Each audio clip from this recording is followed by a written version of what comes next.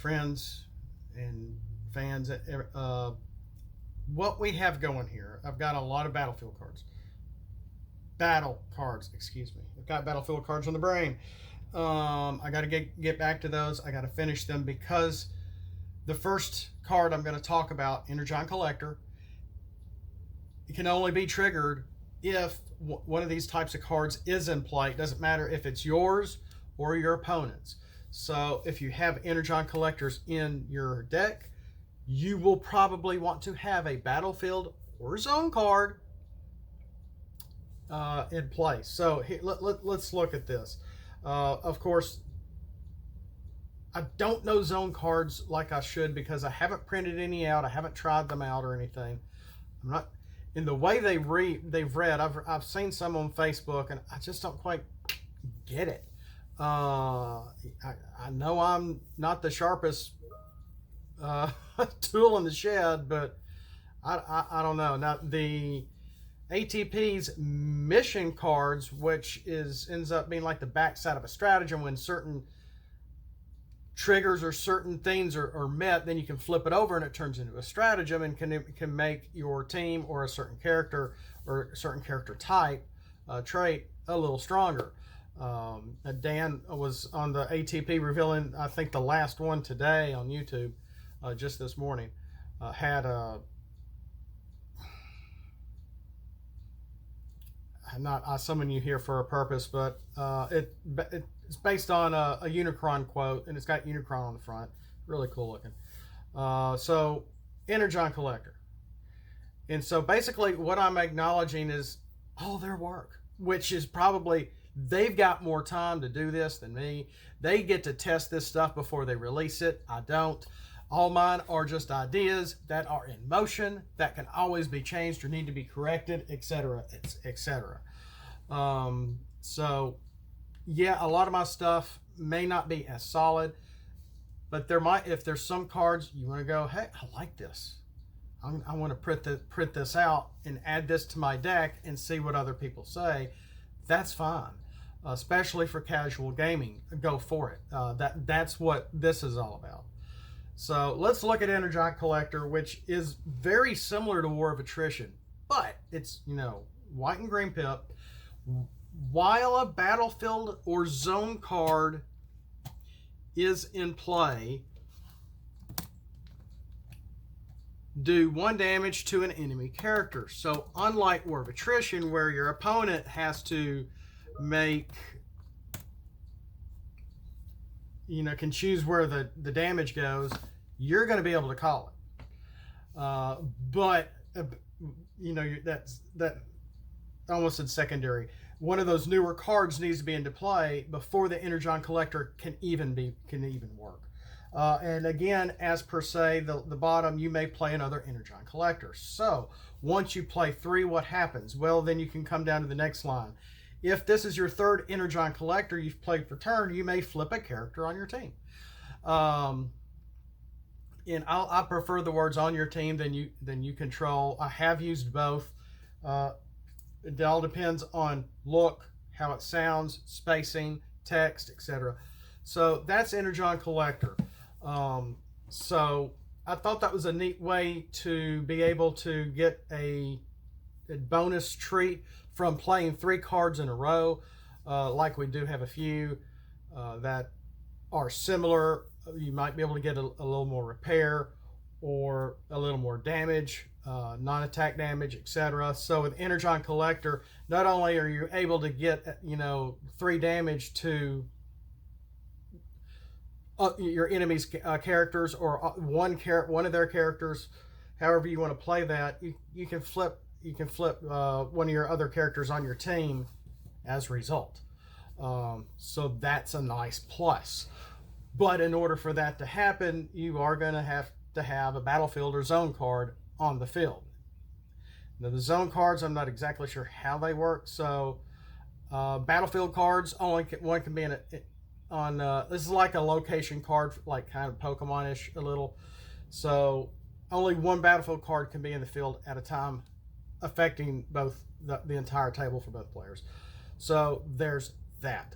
But either or, I'm playing, letting you play however you want to play. to be able to get Energon Collector pulled off. Now, I have a lot of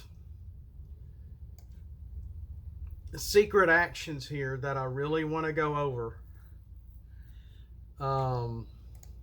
Secret action bot is going to be the next one. It's a blank secret action, and unfortunately, a lot of these cards are more like sideboard material. Because if you put these in your deck, they might not mean a hill of beans. They may not trigger at all. It's all going to.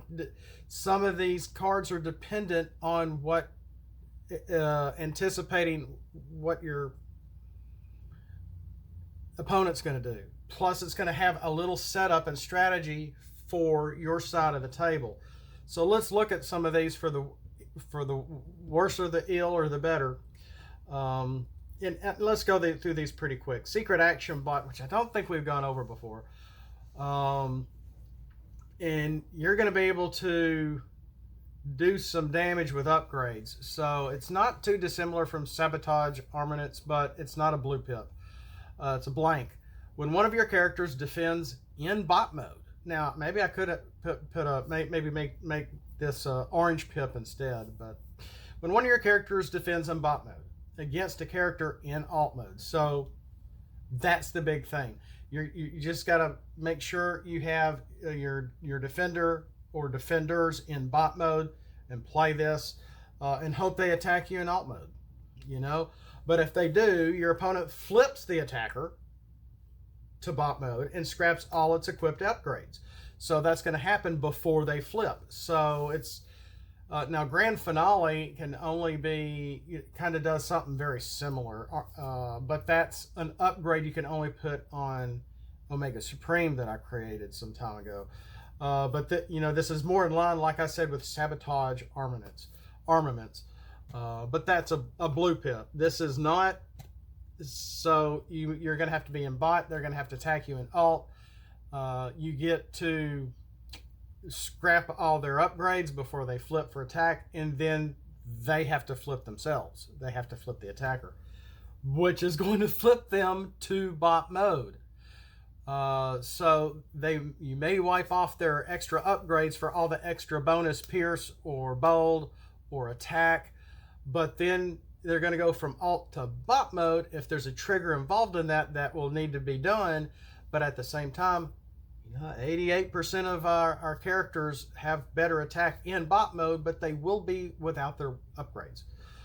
So there's something to think about with that. Let's move on. I don't want to spend too much time on any one card, and I'm already spending too much time. And along that same line, we have full body scan. Now, full body scan, I made a common. And it's, again, kind of similar to Sabotage Armaments, except it's blue. I don't think I'm saying that right. Blue with a melee trait on it. So only melee characters are going to get the flip. After one of your characters defends against an attacker in bot mode.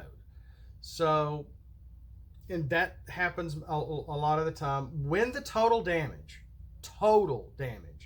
is less than 4. So, damage 1, 2, or 3, your opponent scraps an upgrade. So, which means they get to choose the upgrade. When the total damage is 4 or more, your opponent scraps 2 upgrades. So it's not wiping all their upgrades off, and they may not even have 3 upgrades.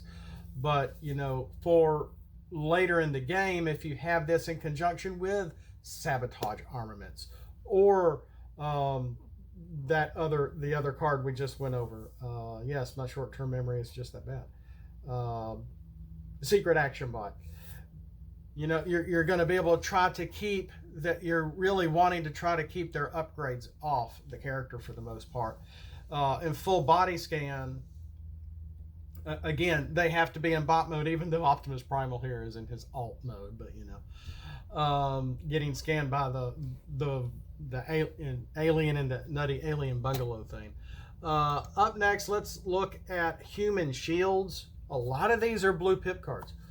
Blue pip, secret action, reveal when one of your Decepticons defends. So this is for a blue blue Decepticon deck.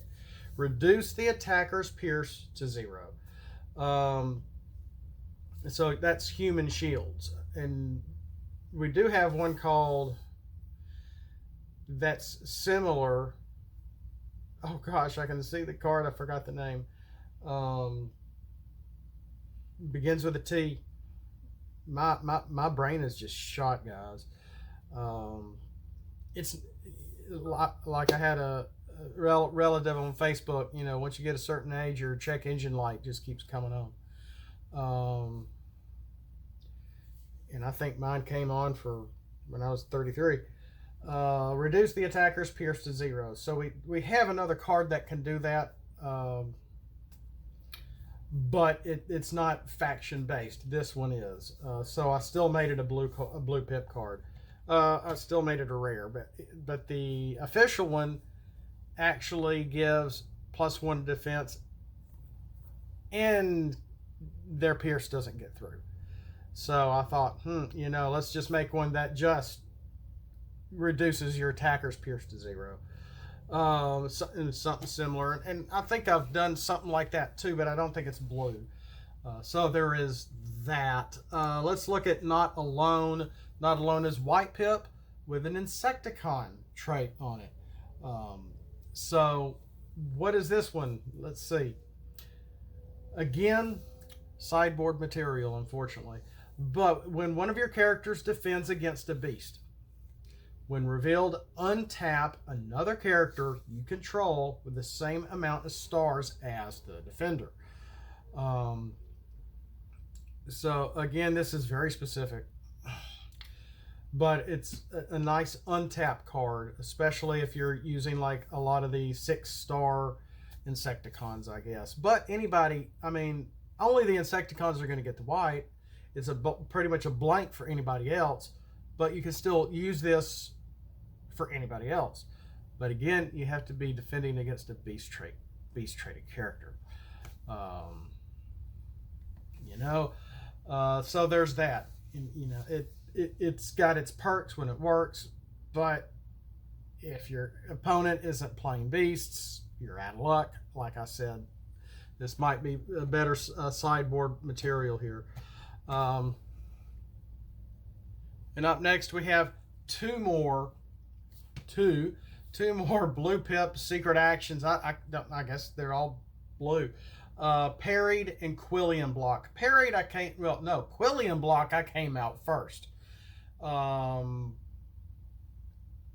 I want to say it may have actually, it originally was a battlefield card of some sort. I'll put the image up here just to show it.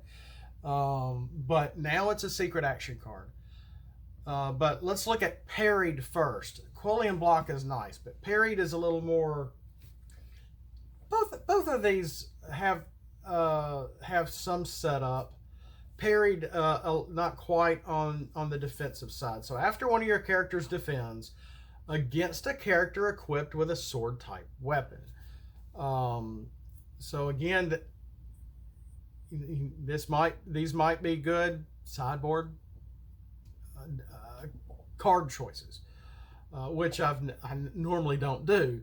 But you know, once you play your opponent your first game and have an idea what's in their deck, and you want to pull out your sideboard for the next game or whatever, you know, how your 3 or 5 cards, you know, this could be one of them maybe. But sword type weapons, I mean, we got a few. The Arc came out with Grimlock Sword, which is a 2-star. The Indestructible Sword is an official one. That's a 1-star. There's the Master Sword, and I've made a few swords as well. I think ATP or the Arc came up with the Stormfall Sword. I came up with the legendary Stormfall Sword. That is not easy to say. So we've got some sword type weapons. Just saying here. So after the character defends against somebody equipped with a sword, reduce the total damage by 2.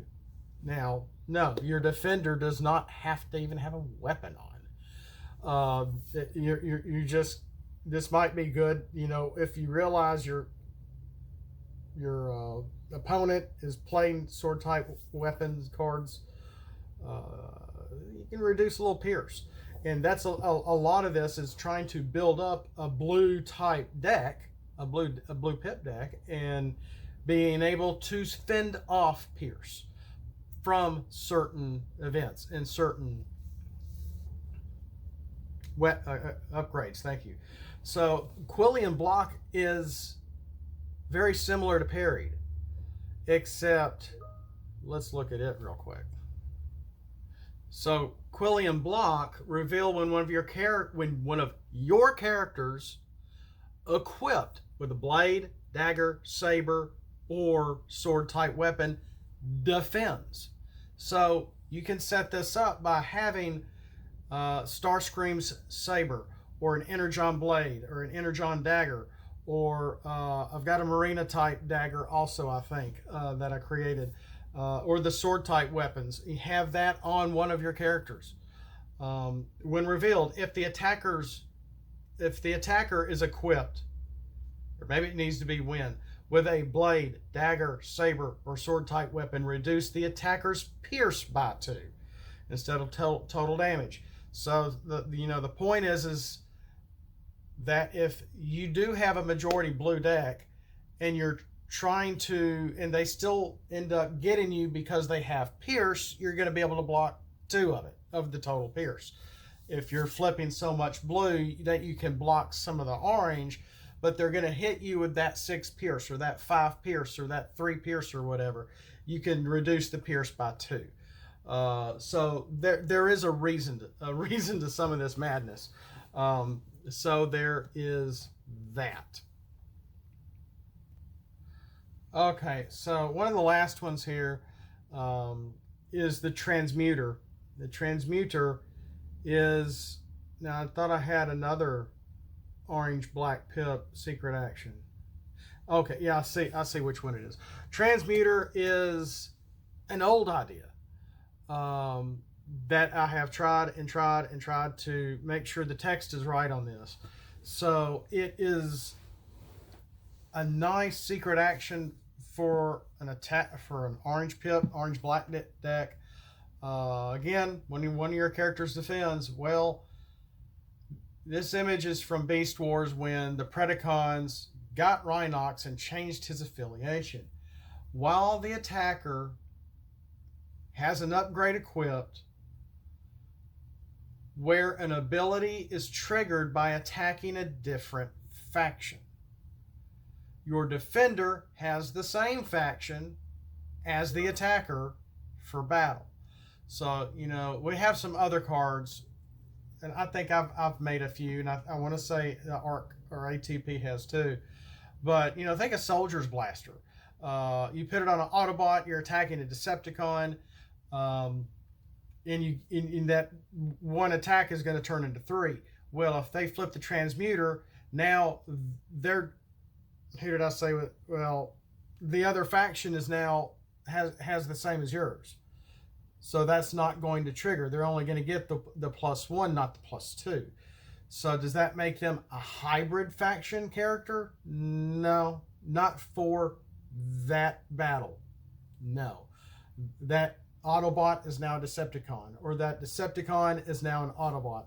Or more specifically, that character is whatever faction is attacking it. So it could be a Quintesson, it could be a Unicronian, or Wrecker, or etc., or Junkion, if people are using the Junkion faction for characters. So there's that idea. And I think this works. And again, after battle, they're back to their original Autobot or Decepticon self, whatever. So there is that. Now the other black and orange pipped, the secret action is Quasar Jam. And now Quasar Jam, the Transmuter, I did on my phone before the MSC like a year and a half ago. So Quasar Jam isn't quite that old. But again, for orange black pip decks, these might be some decent secret action cards you might want to consider for your casual gameplay. When one of your characters defends against an enemy equipped with a weapon, you're going to be able to take it out and have them scrap that upgrade? No. When revealed, your opponent's weapon upgrade doesn't trigger for attack. So even if they have on that, in casual game, playing that grenade launcher, or they have on that fusion bore, that +3 Pierce 3 isn't getting triggered, is not in play. It's not happening. So that's going to tick them off. And because just as the card says after battle, scrap this card. So yeah, did they battle with that card? Yeah. But this secret action said, we don't think so. After the battle, they still have to scrap the card. So it's not so much you're scrapping their card because it's a weapon, or it's it has to be a weapon card. Thus Quasar Jam. It's specific. So, and I thought this seems to work, and it seems to be okay and balanced, because they get to keep their weapon, but they can't use it. And since the battle is technically over, they have to just still scrap the card as what the card says, even though the weapon wasn't exactly used for battle. But the battle is over, it has to be scrapped. I think this is the best way to have this, the text written on this. I think this is right. I mean, yeah, we have better cards that can do that. We have Sabotage Armaments. We've got some of those other blue pip cards that I made also for very specific situations. But Quasar Jam is orange and black, so they're just can have their cake, but they can't eat it either, and then they have to throw it out when the battle is over. So that's really all I had time for right now. We need to get back into some more of my undiscovered characters, and undisclosed chapter characters. Why did I call it that? And so we'll see you next time. I have a lot more really fun battle cards coming. My mind has just been going nuts, and I don't know why. I have an idea why. I think it's all personal for what's going and not going here at the house. So we'll see you next time. Thanks for watching. Have a great day. Have a blessed day. And as always, Autobots, let's flip out and let's roll for it.